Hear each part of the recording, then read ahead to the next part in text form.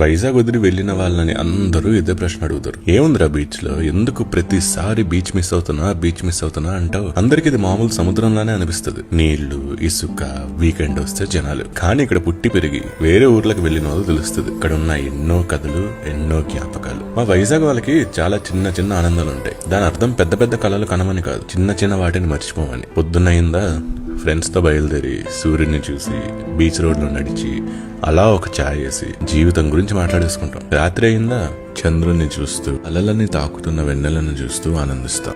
ఇంకా అర్ధరాత్రి అయిందా ఎవడన్నా పుట్టినరోజు ఉంటే సచ్చాడు, కేక్ కటింగ్ చేసి గోల చేసి ఆ కేక్ ని అక్కడ క్లీన్ చేస్తున్న వర్కర్లకు కూడా ఇచ్చేస్తాం. దారిలో ఎంతో మంది కనబడతారు, ఒక్కొక్కరిది ఒక్కో కథ. కొంతమంది ఆనందాన్ని పంచుకోవడానికి వస్తారు, కొంతమంది బాధను మర్చిపోవడానికి వస్తారు. కొంతమంది ప్రపోజల్లు ఇక్కడే యాక్సెప్ట్ అయ్యాయి, కొంతమంది బ్రేకప్లు ఇక్కడే అయ్యాయి. కొంతమంది మొదటి పరిచయం ఇక్కడే అయింది, కొంతమంది చివరి మాటలు ఇక్కడే అయ్యాయి. కొంతమంది జీవితాలు ఇక్కడే మొదలయ్యాయి, కొంతమంది జీవితాలు ఇక్కడే ఆగిపోయాయి. ఎన్నో కథలు, ఎన్నో జ్ఞాపకాలు. అందరినీ కలిపేది మాత్రం ఈ సముద్రమే. ఇది మాకు ఫ్రీ థెరపీ లాంటిది. ఏ ఊరికి పోయినా తలుచుకుంటూనే ఉంటాం. ఇట్లు దూరంగా ఉన్న ఒక వైజాగ్ పిచ్చోడిని.